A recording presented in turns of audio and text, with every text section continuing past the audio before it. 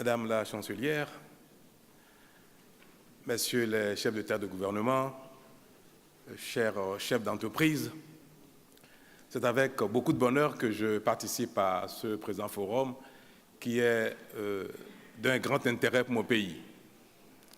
Et je ne vais pas rater cette occasion pour parler du Bénin, pour vous dire quels sont les potentiels de ce petit pays d'Afrique de l'Ouest qui compte beaucoup sur les entreprises allemandes pour son développement. Le Bénin est un pays d'Afrique de l'Ouest, membre de l'Union économique et monétaire ouest-africaine, qui est une zone monétaire liée à l'euro de plus de 90 millions de consommateurs et voisin du Nigeria,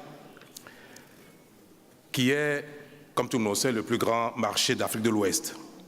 Le Bénin partage avec ce grand pays 700 km de frontières, faisant de lui une porte d'entrée sur ce marché de plus de 180 millions de consommateurs.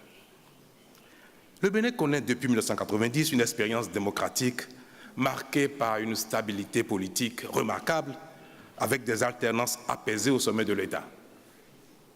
Mon ambition en accédant à sa gouvernance est de faire de ce succès démocratique une rampe de développement socio-économique. Et pour conforter ses atouts, mon gouvernement a depuis bientôt 3 ans mis en œuvre des réformes majeures qui concourent à faire du Bénin l'un des espaces les plus favorables à l'investissement privé étranger. Il s'agit notamment de l'assainissement du cadre macroéconomique de la gouvernance, permettant désormais au Bénin de disposer d'un cadre macro les plus stable avec l'appui du FMI. De l'amélioration de l'environnement général des affaires, consistant entre autres à la simplification et à la rationalisation du cadre global des investissements privés. De la réforme du marché du travail, du renforcement du secteur énergétique et de la sécurisation de la propriété foncière. De manière concrète, nos actions ont permis de moderniser, de dématérialiser, de simplifier l'ensemble des formalités administratives, fiscales et douanières.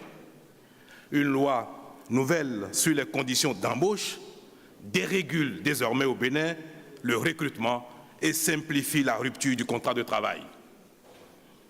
Aujourd'hui, les entreprises ont la possibilité de recruter sur contrat de travail à durée déterminée, renouvelable, quasi indéfiniment. Le montant des indemnités à payer en cas de licenciement au Bénin est désormais plafonné à 9 mois de salaire, quel que soit le motif du licenciement. Nous venons également de mettre en vigueur une réforme du droit de la grève qui limite la durée totale de grève au Bénin à 2 jours maximum par mois et à 10 jours maximum par année. Ces mesures, difficiles sur le plan social, sont indispensables pour l'investissement privé.